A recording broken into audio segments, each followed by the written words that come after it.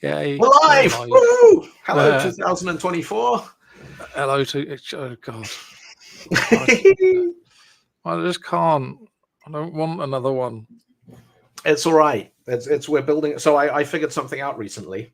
My 50th birthday is going to be on 2208-2028. Okay.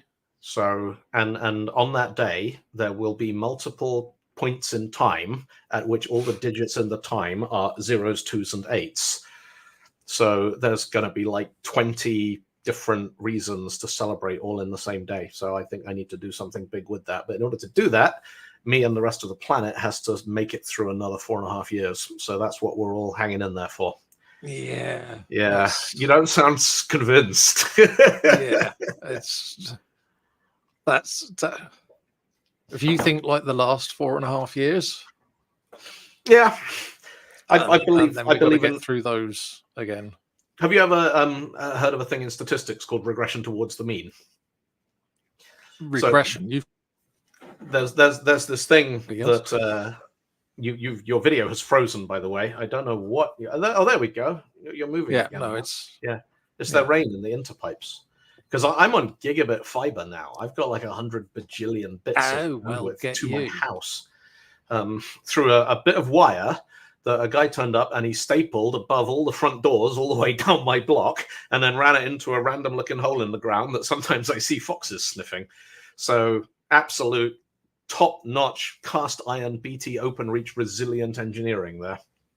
Yes. But I'm just going through my open applications and making sure I'm closing anything that might be stealing my network bandwidth. Just get more. Just get like gigabits of the stuff. I'm on I am on gigabit. I don't know what I get, but I'm on gigabit, but it's copper. Oh. Because so it's obviously the best they can manage. Mine got to the point where it's so fast that I only have one device in my house that can actually max it out, because everything else is like, I'm not going any faster than that. Not on the Wi-Fi. I'm like, all right, that's probably okay.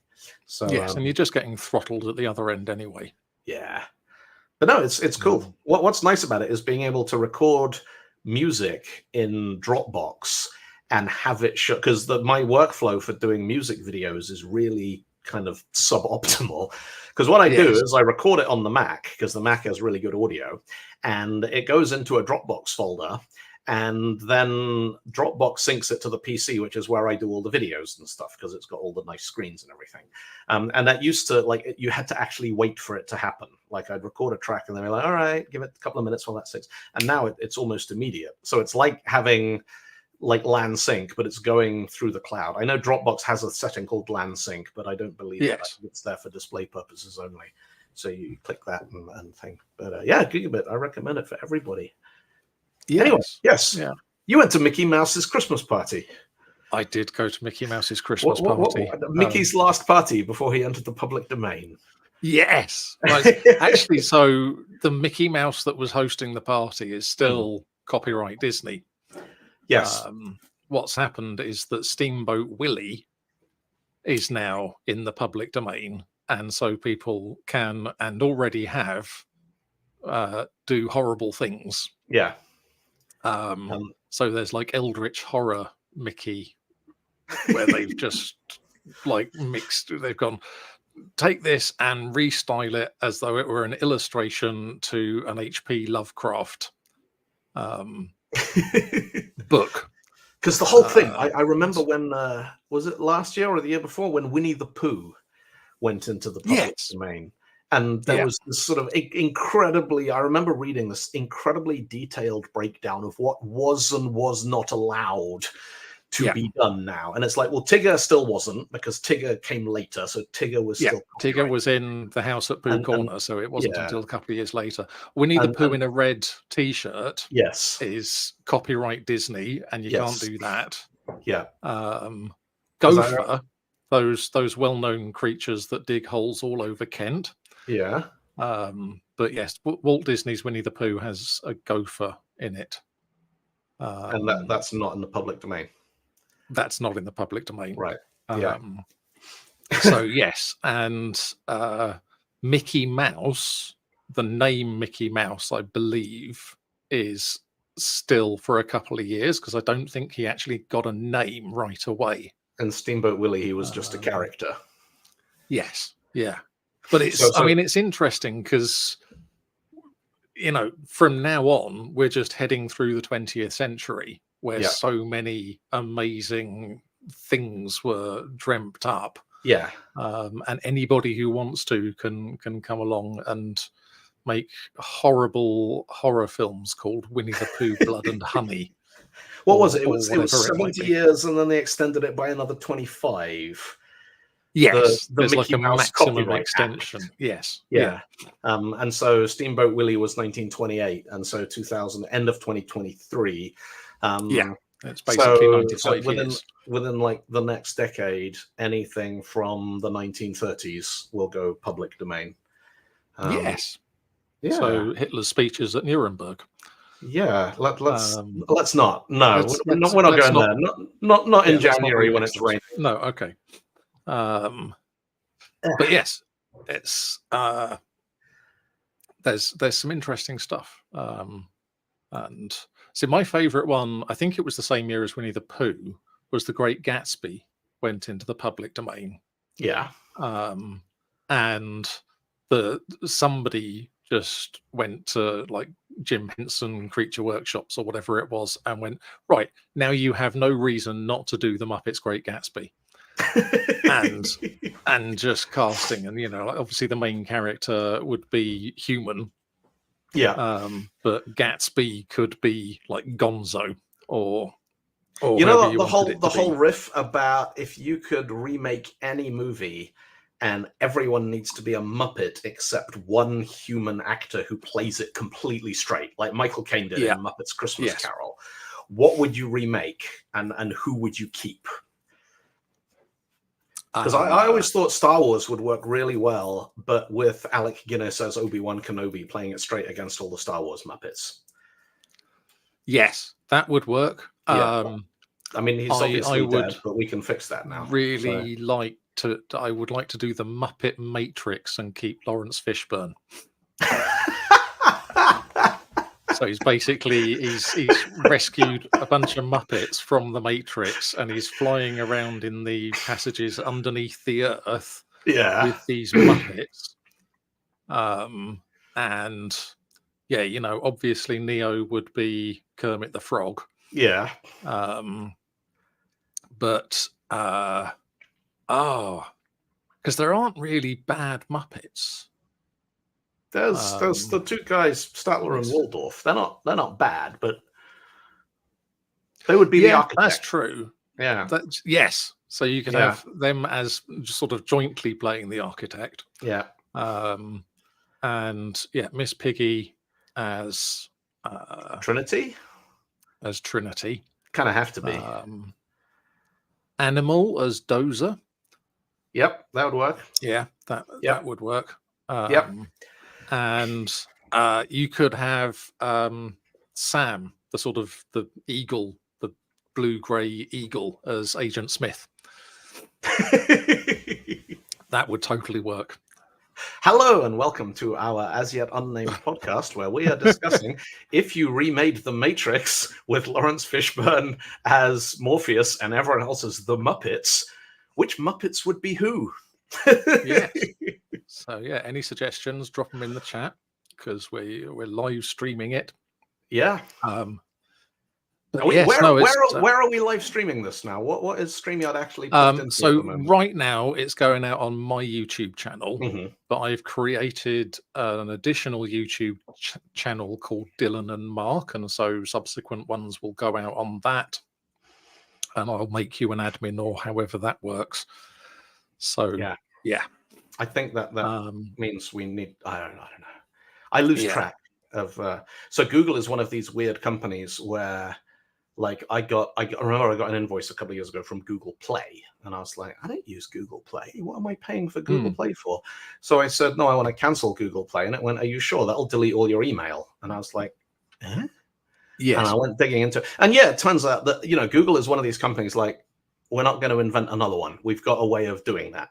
We've got a way Yeah. of giving you money. It's AdSense. And so if you get YouTube royalties, they go through your AdSense. So even if you have never bought a Google advertisement or paid to advertise anything anywhere using Google, the second you get any YouTube money, it's like, oh, now you need to create an AdSense account. And yeah. Because YouTube is basically just an advertising platform. So where else would they pay it out? It's well, when you put it so like that, it makes a lot of sense. I had a weird thing. You know that website I made to help me learn my fretboard? Yes, Fret Badger. Fret Badger. Fret Badger. I am not good at naming things. That's why the podcast. Fret Badger is a brilliant name. Okay, cool then. I'm never sure. Naming a podcast is every single good name you can think of for a podcast. Somebody already did a podcast with it for like 3 months in 2017, but now it's out there. Off by one error. Yeah. So there was a podcast, and it did have like 3 or 4 episodes called Off by One. Yeah. But Off by Two is available. Yeah.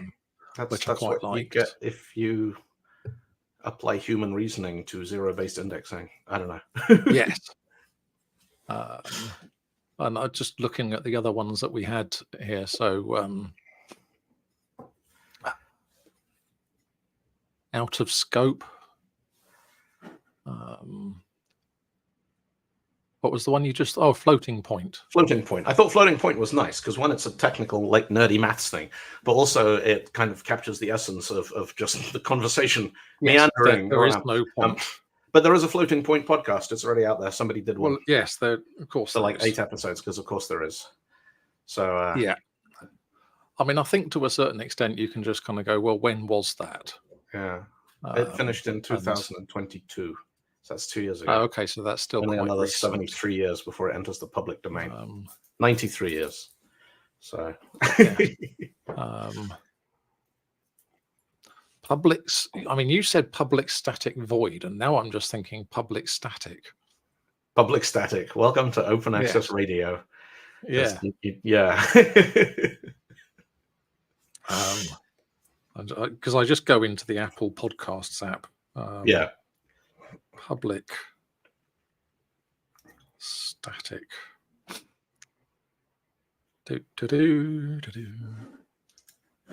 There is. Oh no, there is a public static podcast. For God's sake! The Void Pointer Show, says Christopher. We could do that. Void Star. The Void Star would be fun. Void Star sounds like something out of Homestar Runner or something. Yes. For viewers of a certain age who remember Strong Bad Email every Friday. Strong Bad. Oh, that was so good. That's one of those things that got lost because Flash died. It went back from the days when the internet was for fun, and bandwidth was not unlimited, and so you had to make fun cartoons that would play over a 56K dial-up connection. Yeah. So I was talking about this when the talk I did in Copenhagen last year about guitar karaoke, and how many of the innovations happened because we didn't have infinite bandwidth and infinite processor speed.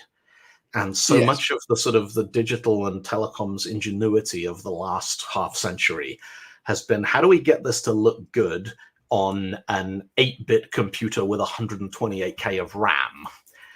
And, you know, it's this is something I go backwards and forwards on an awful lot, is how much value is there for, you know, developers and engineers today do they need to learn all that stuff? You know, I went to university, I did computer science. We had to learn NAND gates. I had to pass an exam about NAND gates and circuits and how to build a half adder and a full adder, which, you know, I have never used most of that. No. But I kind of like knowing that it's there. Like it feels like, all right, there is very little magic between what I do and, you know, current flowing through a wire, because even though you know, there's no way I could build it, but I understand, all right, so if you've got current, then you can do this, and if you can do that, then you can do a transistor, and if you have a transistor, you can build a gate, and if you have a gate, you can build a circuit, and if you have a circuit, you can do this, and then you put this, and kind of, you know, you're like, you trust all the layers down, and then you get to like React, and you're like, I don't trust that top bit. No. Yeah, no. You put a little shim of magic in there that I do not want to go digging through to see how it works. Yes, and it's kind of like HTML is acceptable. Yeah, JavaScript is acceptable. Actually, this I have an idea floating around. I have lots of ideas, but one of the ones that I sort of started thinking about towards the end of last year is about how do you decide what to learn? Like, we got this constant fire hose of technology, and learn this, learn that, learn Nuxt and Next and HTMX and this thing and that thing and that thing and that thing. And I was thinking, the things that I invest in learning, the things where the people who built it, they didn't just have to solve technical problems, they had to win political ones as well. Like, anybody can sit down and be like, I made a framework. Look, I made a framework in my basement and it's amazing and it solves your problems. I'm like, yeah, well done. There's 100 other people did that last week. But the people who are like, I got WebKit and Firefox to implement this standard. And it's like, you didn't do that by yourself in your basement. There was compromise, and there was negotiation, and there was advocacy, people skills. Yeah, and there was all this kind of stuff. But you end up with something that, the work it took to put it in means it's probably not going to go away.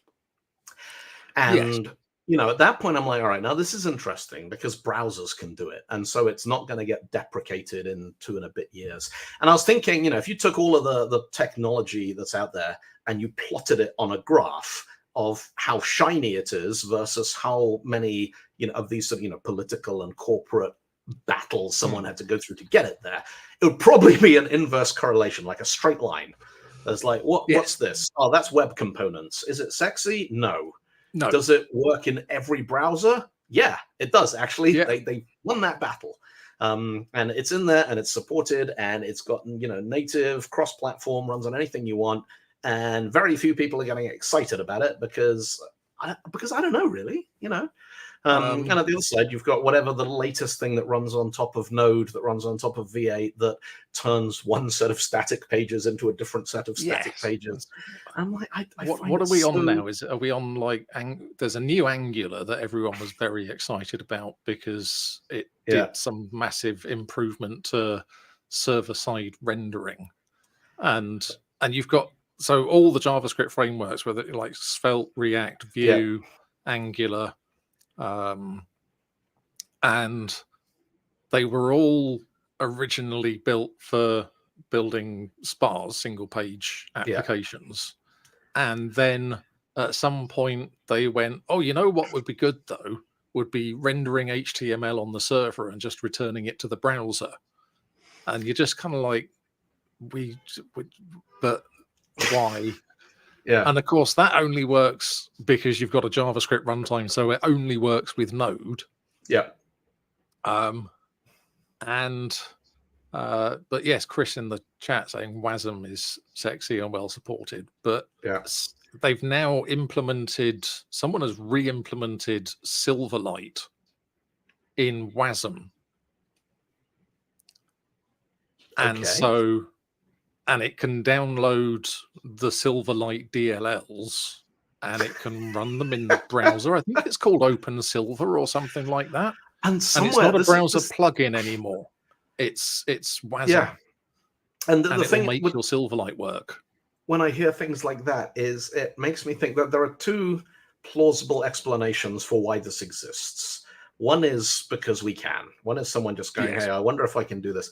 But the other one is that there is somebody out there who the company or the organization that employs them has invested so much in Silverlight that this is the most sensible thing they could do to be able to keep building things. I just, it doesn't feel like Silverlight was a thing for long enough for any individual organization to have invested that much time and effort in it. The only time I ever consciously remember using Silverlight for anything was the Now TV player. Was a Silverlight app because it had DRM for streaming video. And I remember like season 3 and 4 of Game of Thrones or something. That maybe 10 years ago. I remember going into Now TV to watch Game of Thrones and going, "Oh, Silverlight, all right, found a client, well done." The other thing, I don't know if you were using Azure back in like 2010.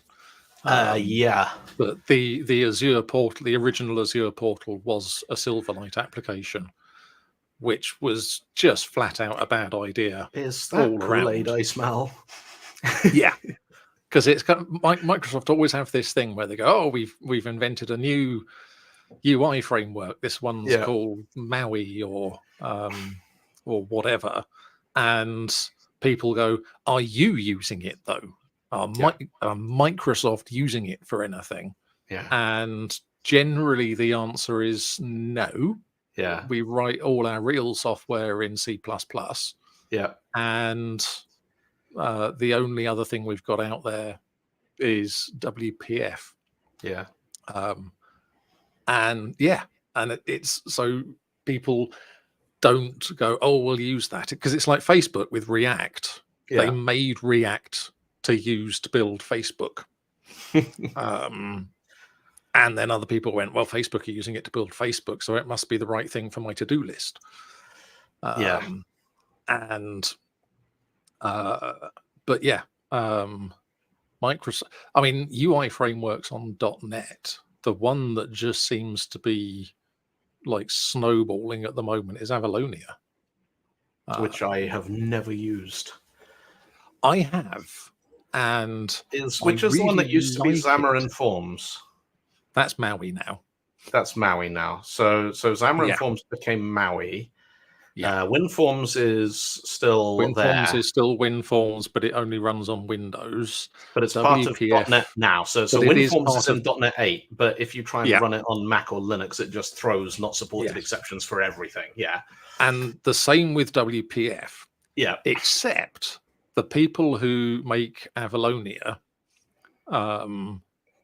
in an audacious bit of monetization, in my opinion, have now also released Avalonia XPF, which is basically because that was Windows Presentation Foundation, and so now it's cross-platform Presentation Foundation, and theoretically you can pretty much take your WPF, XAML, and view models and all that sort of thing, and you can build it with Avalonia XPF, and it will run on Mac and Linux. That sounds like an amazing technology that nobody's going to buy. That sounds like this guy I know who wrote a system for converting WCF contracts into gRPC endpoints. Yeah, I think this one works a little bit better, and there are actually big organizations out there with just ridiculous amounts of money falling out of their wallets who will go, "Yeah, you know what, we've got this WP." And the other thing is that you can you sort of create the new project and copy all your XAML files and all that sort of stuff in there, but then once it's in there, it also will let you drop modern Avalonia components into it, so you can sort of do a gradual migration thing.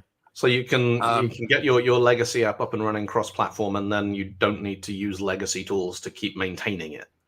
Yes, you can actually. Yeah, that sounds kind of cool. I'll look at Avalonia. I can see the value in that, particularly where you've got a lot of organizations now where people are starting to use Macs a lot more. Yeah, and even the occasional Linux thing. And actually, for companies where the majority of the software that they're running internally is it's a good job I'm not on MVP anymore, is either sort of in-house, built in-house, or it's web anyway, and you're just accessing it through a browser. If Microsoft don't sort out what they're doing with Windows 11 and Outlook now has... Do you remember when Outlook used to take junk mail out of your email and put it in the junk folder? I remember. Now the actual current sort of Windows 11 desktop version of Outlook invents junk mail and puts it in your inbox. Yes. Why? I don't know. Why would they do that? I have Windows 10. I upgraded my main machine to Windows 11 for about 6 months. And I found it frustratingly unusable because of one specific bug that nobody ever even admitted ownership of, let alone fixed, which was if you copied graphics to the clipboard, all the screens would start flickering. And then if you copied text to the clipboard, they would stop flickering again. And and that made it like if you go into Photoshop, you select something, you copy it, and suddenly your whole computer starts doing this. That made it unusable. Yeah. And I told Microsoft, I told Adobe, there, and yeah, we don't care. I don't know, probably NVIDIA. I honestly, like, I'm not fixing that, not my job. So I went back to Windows 10, which is all right. I got Windows 11 on the laptop, and it does occasionally try to sell me things, which is kind of it's very annoying. But if we talk about this, Linux people are going to start telling us it's our own fault for using a bloatware operating system with the S's in operating system replaced with $signs. Yeah, totally. Can't win. No. But you're kind of at the point where you're going, right, so Macs are nice, but I don't want to spend £4,500 on a laptop just because I want 64 gigs of RAM. Apple charge you 800 quid to go from 32 to 64 gigs of RAM. It's because they've got to get the old one off using glue remover and then glue the new ones in. It's all built into the bloody chip now. I know. But because the issue with people go, oh, use Linux, and you go, yes, I'll just transfer my Adobe Creative Cloud. Oh no, wait, I can't. Yeah. But that's all right, because there's a website that tells you the alternatives. And if you enjoy using Adobe After Effects, you should check out Blender. Yes. Yeah, Blender. Totally an alternative to Adobe. That is a genuine recommendation I once saw of alternative. No, it's listed on alternative too. Yeah. Yes. And you're like, there are certain very, very specific things that I fire up Blender for. But when I was doing a lot of like online streams for virtual conferences and stuff, I had this workflow where I would find the SVG of the company's logo on their webpage, pull it into Blender, extrude it, turn it into a 3D model, and put it on the background of my virtual stage, which was kind of fun. But that remains the total extent of what I have used Blender for, and the limit of what I'm capable of using Blender for. And I know it's full of amazing things I will never have time to learn. So when Ben, my son, was 8 or 9, 2 years back now, and he went, I want to learn Blender. And I was kind of like, okay, cool. I will. We had a Mac Mini, and I put it on the Mac Mini and set it up for him. And he went, can you show me how it works? And I'm like, no, I have no idea how Blender works. I once tried to follow a tutorial that got me to make a donut. Yeah. And I think I got as far as the sprinkles, but I can't remember any of it. And he just went, that's okay, I'll use YouTube. And I left him to it and went about my day. And I went back past 4 hours later, and he's still there, hasn't moved. And he's made a penguin. And I'm just kind of like, how have you done that? And he went, just sort of, I followed the YouTube tutorials. And I'm like, was there a tutorial on how to make a penguin? And he went, well, no, but I learned how to do the other stuff. And then it was quite easy. Have you ever seen a thing called Scratch? Yeah, no, both the kids. Yeah. Because I was visiting family over Christmas, and my nephew is 9, and he's into Scratch. And he built the Google Chrome game with the dinosaur that runs the and you got to jump over the things. Yeah. And we were sitting looking at Scratch, and I sort of said to him, should we make a game? And he's like, what game? I'm like, do you think we can make a game where the cat runs across the screen, and you've got to press the spacebar to jump over objects? And then we're like, what if we made the objects things that make noises? Like, we'll have a drum set. And if the cat jumps over the drum set, then it keeps running. And if the cat hits the drum set, then it makes a drum set noise, and the cat loses one of its 9 lives. in about 20 minutes, he's like, we put one of those here, one of those here, and then we do that. Oh, we need to search the library for a sprite because the cat we get in stock doesn't run, so we'll find that one and reuse that in this. I was blown away. It's just absolutely phenomenal. Yeah. And then it hits that point where I'm looking at it, and the bit of my brain that has been a professional software developer starts fighting the bit of my brain that is the encouraging uncle. And yes. Part of me is going, that's amazing. And part of me is going, you don't need that. That step is redundant. You can optimize. I'm like, no, not the time. Shut up. This is not reviewing code you're going to have to run in production. But it looks like, I remember it's got message passing and all this kind of. And I was looking at it, I was thinking, the Scratch, for any of you folks on a stream who haven't seen it, Scratch is like drag and drop programming, but not like if you ever use Java Beans or any of the no-code solutions. It's programming, as in you are assembling a sequence of procedural statements like conditionals and loops and breaks and message passing, but you're doing it by dragging them from a palette, which basically is, the one of the biggest obstacles, I think, to learning to program is you're staring at this empty text file going, what can I put here that will work? And Scratch is like, well, you can put this and you can put that and then you drag that. It's like, oh, well, this one sticks on that one. So if you want that, and I was thinking you could do Scratch for like C#. You could be like, there it is. Yeah, Scratch. Yeah, it's It's like just the IntelliSense. So there's no typing. Yeah, it's just you've got the autocomplete and you just grab the bits that you need. And you can find everything in there. And people have built ridiculously complex things in Scratch. Yeah. And kids, people go, oh, I haven't got time to sit down with my kids and teach them Scratch. No, that's not how this works. That's not how any of this works. Yeah. You show them Scratch and you leave them to it. Yes. And you come back and you just go, what? How have you done this? Why have you hacked into NORAD using Scratch? You say to them, I've heard about something on the internet called Scratch. I do not want you using Scratch. Do you understand? Yes, absolutely. And then you leave them unsupervised. Yeah. It's like even worse than Roblox. No, there was a news story because one of the things that we're vaguely supposed to do on this podcast is go, I saw a news story and we can talk about it. So there was an 18-year-old hacker who was in police custody awaiting trial for some kind of outrageous hack that he did. And he was in a travel lodge. Yes. And he had his phone and the TV in the travel lodge room and an Amazon Fire TV stick. Yeah. And he hacked into like GCHQ or something. Yeah. He hacked into something that you should not be able to hack into with an Amazon Fire TV stick and your phone. Yeah. And it reminded me of a story from like 10, 15 years ago where they essentially airdropped a bunch of Android tablets into a remote village in Africa.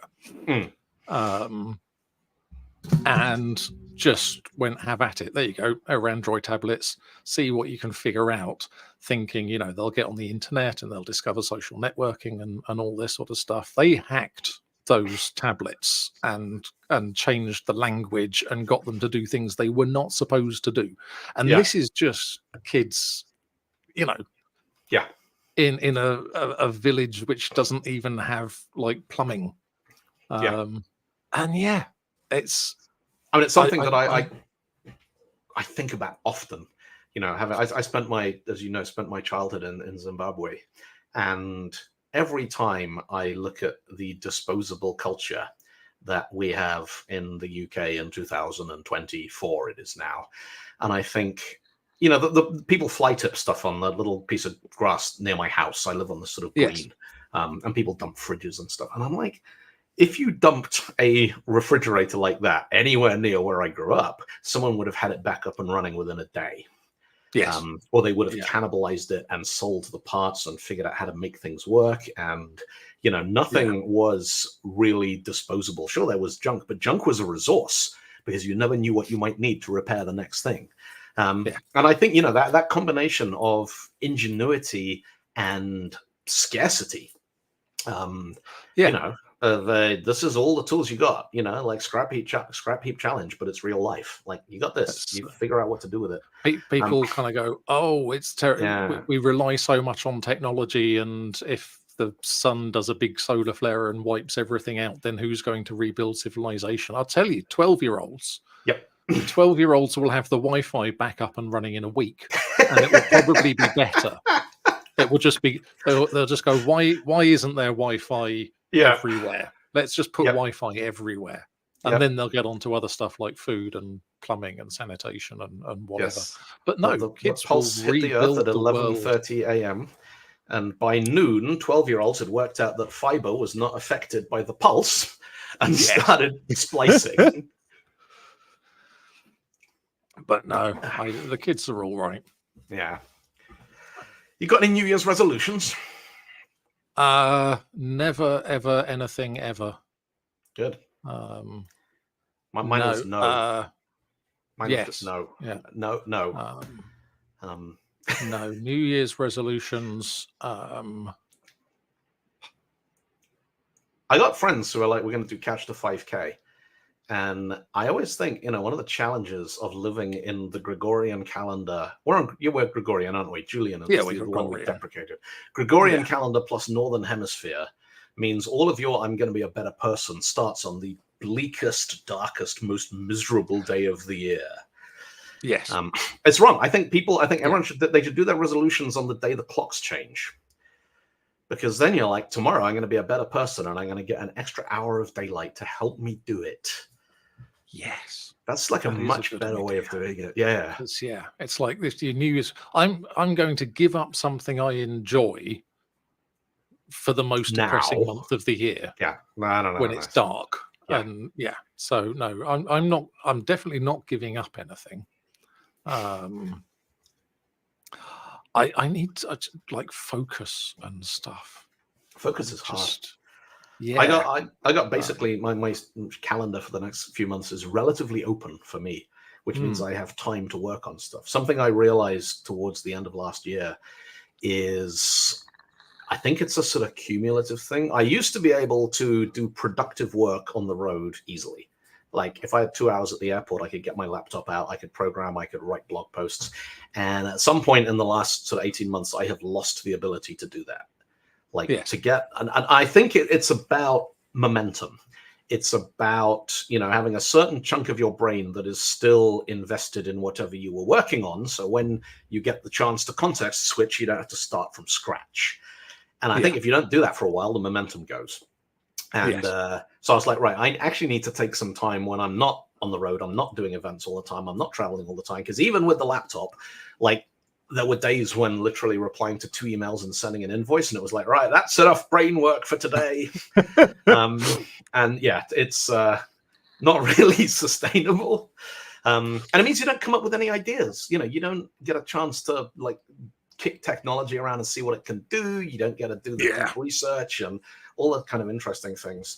So I was like, I'm going to take some downtime. And the list of things that I have convinced myself I am going to be able to do is like, whoa, back it up. So you are not, between now and June, going to create an entire series of training videos, a video.net bootcamp, write an album, write another album, do the thing, do the podcast, do the newsletter, learn Blazor, learn WASM, build Rockstar 2.0 with a syntax tree visualizer so people can see. And it's I don't know how to choose. All these things. And, there's this axis of how lucrative the thing you need to focus on is being dictated by how much what they call runway one has in the bank. How long can I stick my thumb up my ass before it becomes a problem? And but that's always a factor. When people are like, do you want to do this piece of work or do you want to do this keynote? Or I'm thinking, how much runway does that buy me? And there have certainly been months where it's like I should have stopped halfway through, but if I do this, then next year I get to take a couple of weeks and play around with stuff.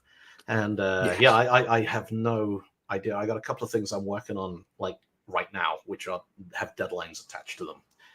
But after that, I'm Not a clue. Yes. Focus is so hard. It's, Well, actually, I say that the, I have managed to put in 60 hours of Baldur's Gate in the last week. So clearly, focus is not a problem. Yeah, It's just not on any of the things I think I should be doing. I'm finding it a real struggle to get into games. So about once every couple of years, I just get into one. And I've realized, like, long trend, like a trend I have observed over 2 decades now, is I will invest in a single player game with a story that ends. Things like, Forza Horizon, it's like, win a race. What do you do after that? Win another race. When you get enough money, you can buy a car and win another race. And the point of this game is that you either get bored of it or you die. Yeah. Like, those are the outcomes. There is no satisfying story. I was a big Elite fan years and years ago when that was on, the 286 PC. And I remember the point going, that's it. Like, I'm Elite now. Yeah. There is nothing else to do. But it wasn't like the story ends. It's just like, that's it. You got nothing else to do. And you're like, all right.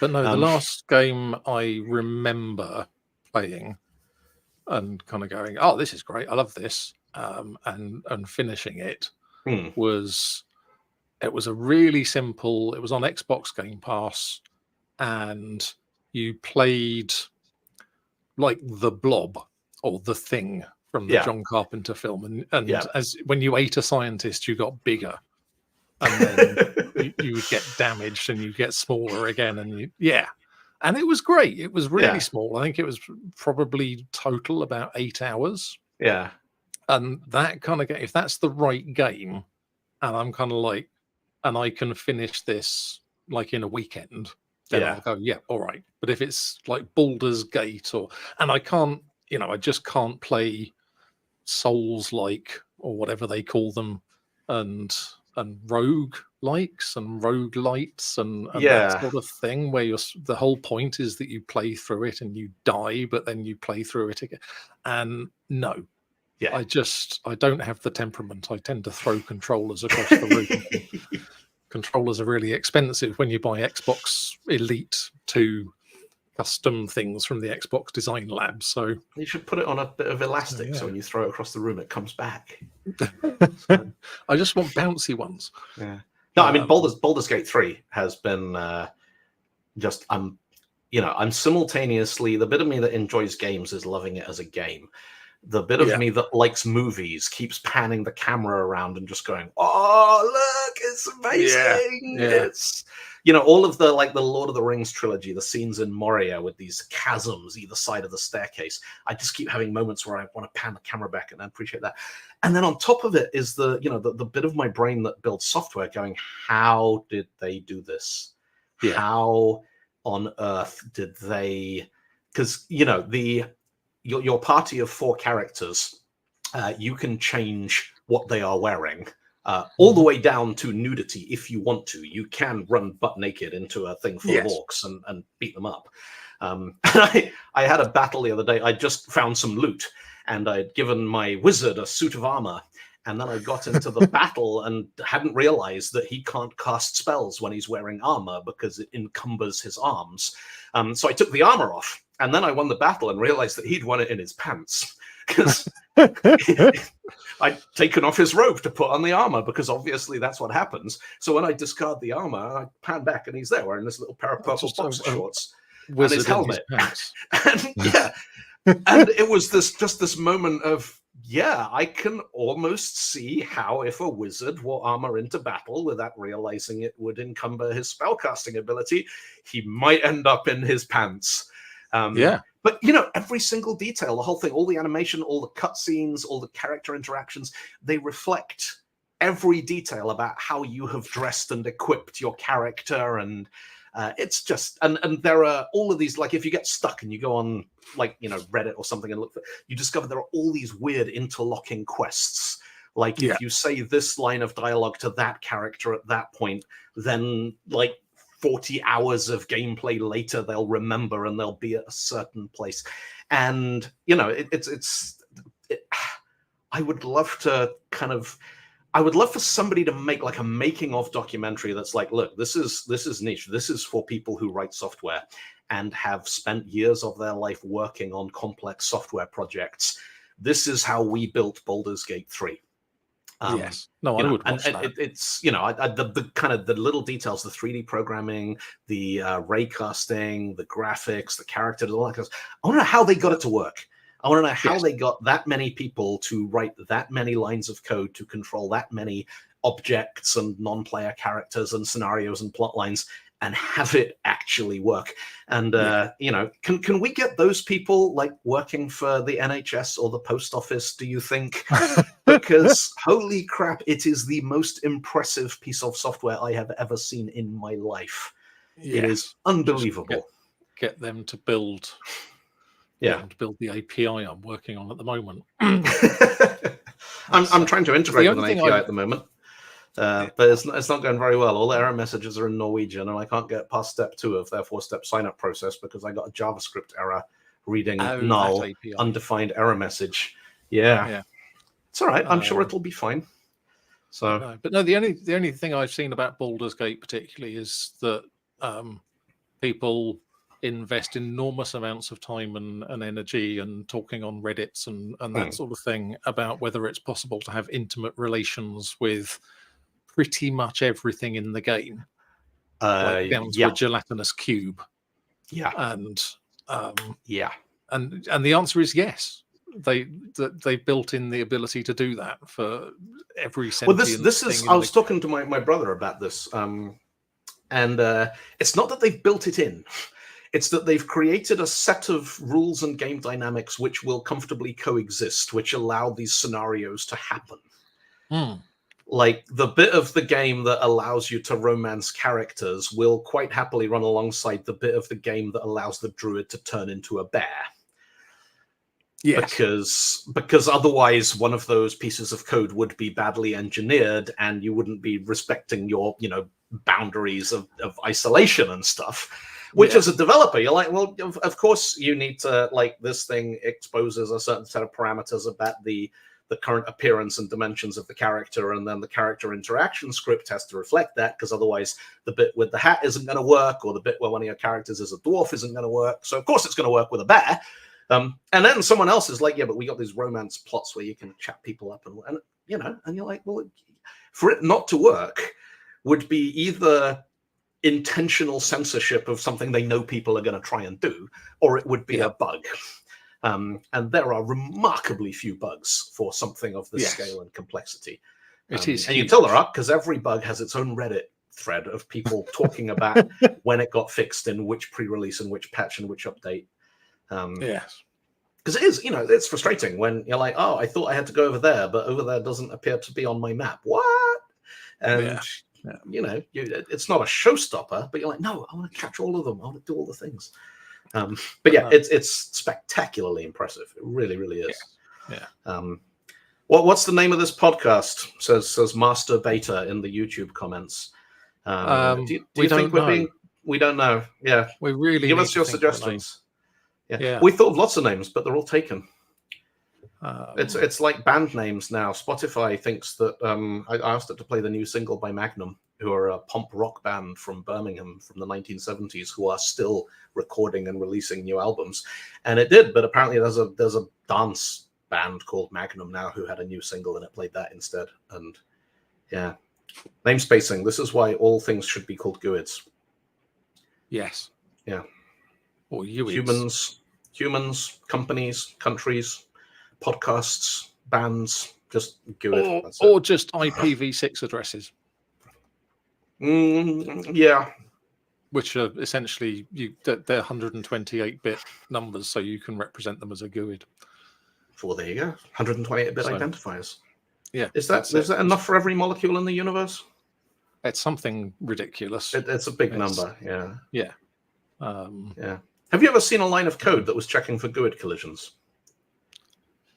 My brain is obviously not back into work mode properly, because you got as far as, have you ever seen a line of code? And my predictive text in my brain came up with something else that you were going to. have I? Sorry, ask the question again. Ever seen? Have you been dreaming of a white Christmas, Mark? I'm not allowed it anymore. Code, a line of code that checks whether the GUID you just generated is already in the database.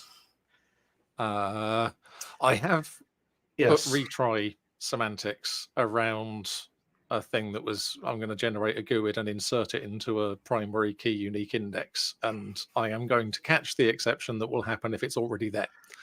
Did the exception ever happen? No. Well, not that I know of. No, not gonna. Never. Not a thing. But yes, because it's ridiculous. And people are like, but it might. And you're like, no. You're more likely to get hit by an asteroid while you're writing the code than you are to get a GUID collision. Yeah.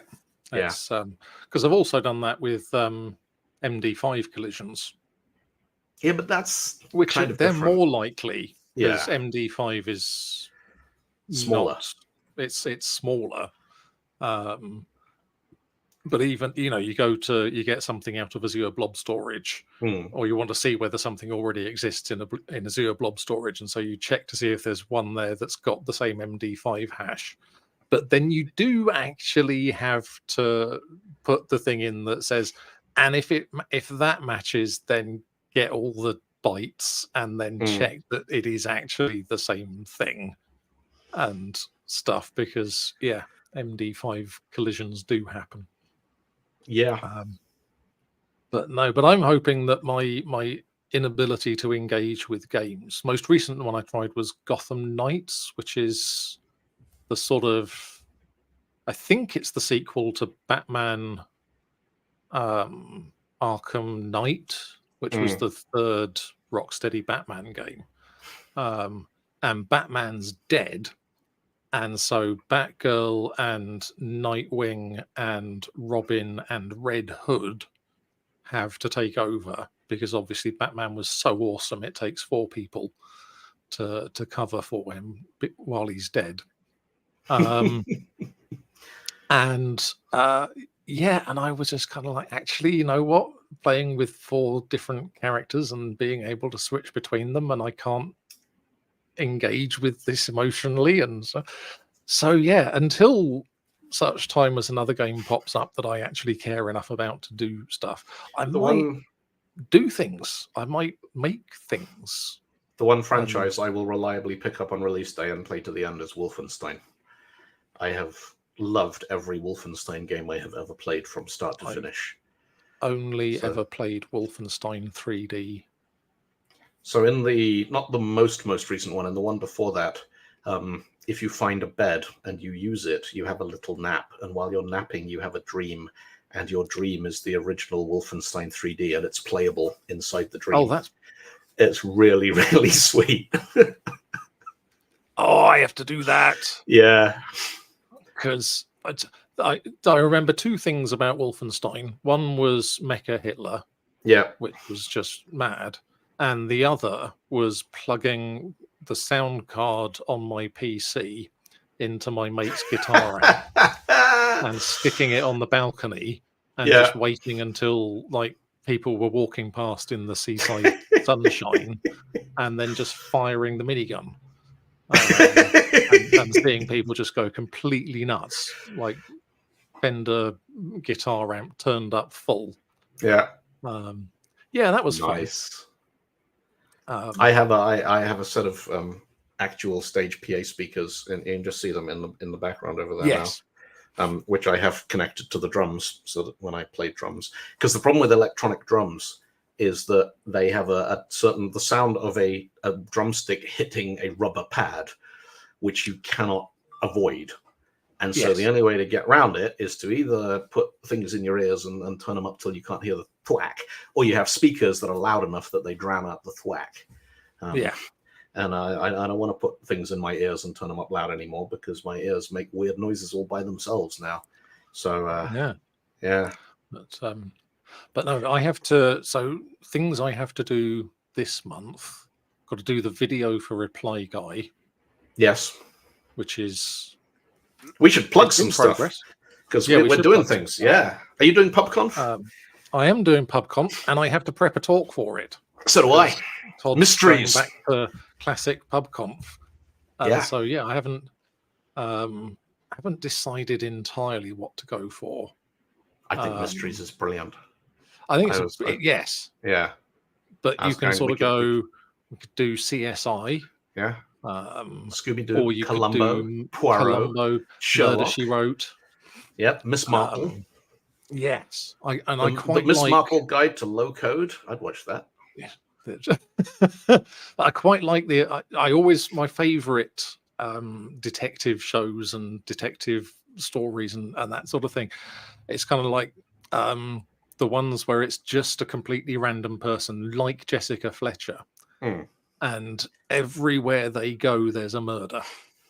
Have you seen? And then they have to solve it. There's a show on Things. I know it's Poker on Qantas Aeroplanes. Poker Face, yes. Right. Yes. Which was on the backseat entertainment thing on the Qantas flights to Australia, which I loved because it's brilliant, isn't it? It sort of it's one of those shows where the first one has this sort of premise, but they very quickly abandon the premise as now we're just going to make a good old-fashioned murder show. Yeah. And it has the whole, like the Columbo thing of it's a reverse murder where the audience knows exactly what happened and how it was done from the beginning, and you get to watch the protagonist figure it out. I love that. I thought it was really smart. And she's great. I could watch her because she also did that. It's Natasha somebody. Leon? Yes. Yeah. Who was also in Russian Doll on Russian Netflix, Doll I did not get. I watched the first couple love like, this doesn't ever really click for me. No, but Poker Face is great. So but yes, so I quite like the idea of doing like I brought my gran in to work and she fixed 18 bugs. And because that's what she does. And it makes a change from solving murders. But yeah, so I've got to do that. I've got to do so we're doing PubConf, which I think is the 2nd of February. It's Friday the 2nd of February. Friday the 2nd of February in after London. NDC London, which after is NDC London, the whole of that week. And Line Breakers are doing the party Thursday night at NDC London, which will be the first Line Breakers gig that I have played with a proper full-size jazz bass instead of a tiny little, like my Tichy bass, which is still over there in the corner. Line Breakers in London is always fun because we can bring full-size instruments. And you can bring the entire sound system. Yeah. Because when we were in Vilnius just before Christmas and doing the Build Stuff party, and the other band, who were amazing, just like so good, but also obviously getting paid, which we weren't so much. They were. Because they hired that equipment. Those amps and things. They brought their instruments. But the amps and the sound system that they had, and I think they brought the drum kit. But yeah, there was like a Mark Bass 4x12. Really time to upgrade our rider. And it was. Yeah, we tried that in Amsterdam and it worked, and they gave us all the stuff they asked so well. That was the first time I'd ever played, like standing in front of a proper big bass amp, which was like twice the size of your guitar amp. I nearly took a photograph of you grinning at that amp and sent it to your wife with the caption, "I'm sorry." Yeah, no, I just couldn't get a good picture. Because it's like you're kind of worried about the monitors and the stuff, and if you've got one of those amps behind you, you just go, "Who needs monitors? I can just feel this in my liver." Yeah. You can get a thing for electric drum kits, which is a drum stool with a pneumatic piston in it. So when you hit the kick drum, you actually get a jolt, and you can feel it, which just looks like the weirdest application of pneumatic technology ever invented. Yes. And one day, future archaeologists who didn't know about electric drum kits are going to find it and be like, "We have no idea what they were doing with this." It'll end up in the torture museum or something.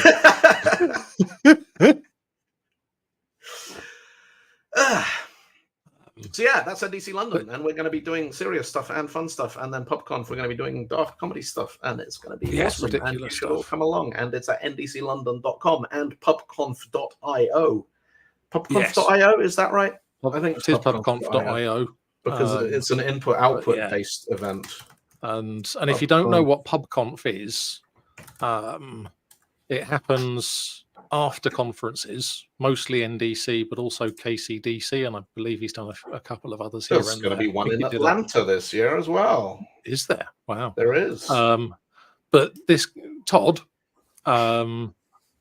gets a bunch of speakers from the conference and says, do you want to do a completely ridiculous talk in the, what's the format called? Like, you've got 20 slides, 20 and slides, they 15 advance, seconds. 15 seconds per slide.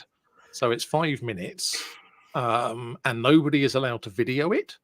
And nobody is allowed to quote you on Twitter or Facebook and say, I have said some terrible things. Some, like, not career ending in the I'm going to get cancelled.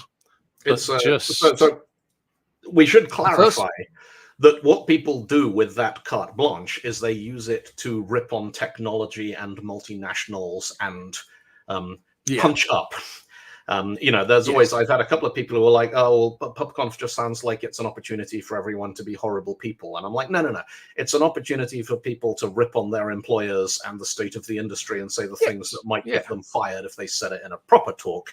But it's other than the time we roasted you, because which was fair enough. Which was fair enough. The highlights of my life. But no, because I think the people I have, or things I have been horrible about at PubConf, AWS, yes, which that's definitely punching up. Yeah. The first time I ever did the sort of champion round where you make it up with slides you've never seen before. And Todd said, talk about containers. And I'd just been let go from the Docker captain, kind of Docker's version of the MVP program. And so I just ripped Docker for 5 minutes. But yes, I think I've had to go at JavaScript boot camps as a concept, but no, it is fun. And it's the other thing I love about PubConf is you get a lot of first timers doing it, and they're very nervous because they think, oh, it's like comedy, and maybe they've been to a comedy club, and maybe they've seen somebody at a comedy club who wasn't very funny, and the audience didn't really respond well. But PubConf isn't like that, because you're watching someone that you kind of know from talks and Twitter and whatever else. And so it's just this really supportive environment, and everybody just gets a big round of applause, and people laugh at the right places and all that sort of thing. And it's just brilliant. I've said to people before that the fastest way, people talk about learning curves, and actually what you want is a steep learning curve, because a steep learning curve means you get very good very fast. It's just a lot of hard work. And the steepest learning curve for developing your confidence as a presenter is to do things like PubConf. Yes, because it literally, you don't have any speaker notes, you don't have time to screw up, you don't have the clicker, you have to get it right. But it's only 5 minutes long, so there is no excuse for not putting, I'd say to people, you can rehearse a PubConf talk 10 times in your lunch break and still have time to eat a sandwich. And so it's a really, really good way for, aspiring and less experienced speakers to be like, well, I guess if I can do this. Now, we should at this point mention that it has also broken very experienced speakers who have got up there, and when they realize that 15 seconds is not as long as you think, have just melted down and had to have a little lie down and a little sleep. Yes. But it's great. It's a really fun format. So yeah, if you're in London, and you don't have to. So yeah, you don't have to have gone to NDC. Yeah, just go to PubConf. You can just go to PubConf.io. Buy a ticket, Yep. which comes with 2 free drinks. Nominally food and 2 free drinks. Historically, generally, the sponsors have just been like, keep the bar open as long as people are having a good fun and not taking the piss. Yes. So, And I know that you will get to see me and Dylan and Eli Holderness is doing it, and I've probably got some the other. page up here. I wonder. No, there are no speakers on the page yet. So they but haven't announced yet. Todd's address book of funny speakers is extensive and meticulously curated. So it's going to be awesome. No, it is. It's going to be fun. Cool.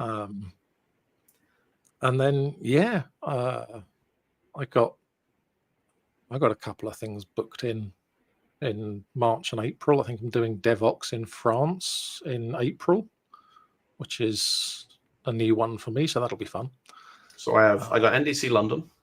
I'm doing Beauty and Code in Malmo in Sweden at the start of March, which is going to be fun. I have an event that rescheduled from September to May, which is in Jordan, which is next door to Israel, which is why they rescheduled. Whether that happens in May or not, I have no idea. I kind of hope it does, because if it does, it means a lot of other stuff will have, sorted itself out in the meantime. But we'll see. But no, I have less than one event a month lined up for the next 6 months, and after the last 6 months, it's good. I think you need that. I get to like sit at my desk and read Twitter and post things, and recharge. I might come up and bring my bass, and we can do it. That'd be fun. Do some stuff. And at some point, I'm going to set up some more guitar karaoke nights. Yes, but which would be good. Yeah, the venue that we were using. So Mark and I were doing that every month for a long while. And the venue that we were doing it at, which is a lovely venue, does not have a late license, does not have a sound system, and does not have a projector screen. So we were literally setting up all the equipment from scratch and having to stop at 10 p.m., which is when English people get drunk enough to sing and pack up and go home. So I'm trying to shift one of those variables, and ideally all three of them. Yeah, and see if we can get something up and running. There was that other place, the railway or whatever it was. The all-in-one where I did my birthday. Yeah, that was fun. Yes. They have a screen and a later license. But ideally, there's another place not far from here, which is it's called Station 10. It's near Sydenham Station, which has a stage and a sound system and screens and all kinds of stuff. So I need to talk to them, because that would be a good venue for it. But right now, I'm hiding at home and writing code and playing Baldur's Gate and doing podcasts and stuff, and it's fine. Nice. I'm not going outside because it's raining. So. Anyway. Yeah, no, it's not a going outside month. Stay indoors. Inside.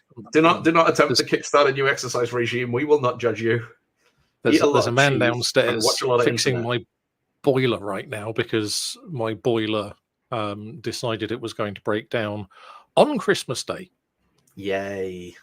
And so I have had no central heating and no hot water downstairs. I've had hot water upstairs, but no central heating for, like 2 weeks, which was not fun. But that is now finally getting fixed. And so I can actually sit here in a t-shirt and go, yay. Enjoy. All right. So, yes. All right, cool. Thanks for tuning in, folks. We're going to do this every week. We are. Every Thursday afternoon. Every week, 4:00 on Thursdays, for about an hour, longer if we get into something. But cool. Yeah. All right then. All right. So if anyone wants to ask questions for us to discuss on the podcast, then just ping either of us on Twitter, and we'll try and make notes somewhere, and we can do that Threads, sort of thing. or Blue Sky, or Mastodon, or WhatsApp, or Discord, or Signal, or LinkedIn instant messaging, or Facebook Messenger, or email, or Telegram, or any of the 43 Slacks that we're on. Or come to a conference and shout at us when we're on stage. Yeah. Or send me a postcard to my house. Or do you ever get that thing where somebody sends you a message late at night just as you're falling asleep, and you kind of see it, but then you forget about it, and then the next day you're like, I know I had a message, but all you remember is you got the notification on your phone, and you can't remember what platform it was on, and so you have to dig through everything to find it. Yeah. But the problem is that you sort of looked at it on your phone before you fell asleep, and so they've got the 2 ticks with the Yeah. circle around them going, Yeah. he's read it. Yeah. He's read it. He's just not Yeah. replying. Yeah. That's why I like He email. read it at 2:30 a.m. when you sent it, but he hasn't replied. He must hate you. So yeah, my record for replying to email is currently 16 months from getting the email to replying to it saying, yeah, about this thing. And it was fine. And there was no problem whatsoever. And it was absolutely delightful. So I've learned a lot from that. Anyway, let's wrap this up. Cool. Thanks for tuning in, right, folks. See you next time.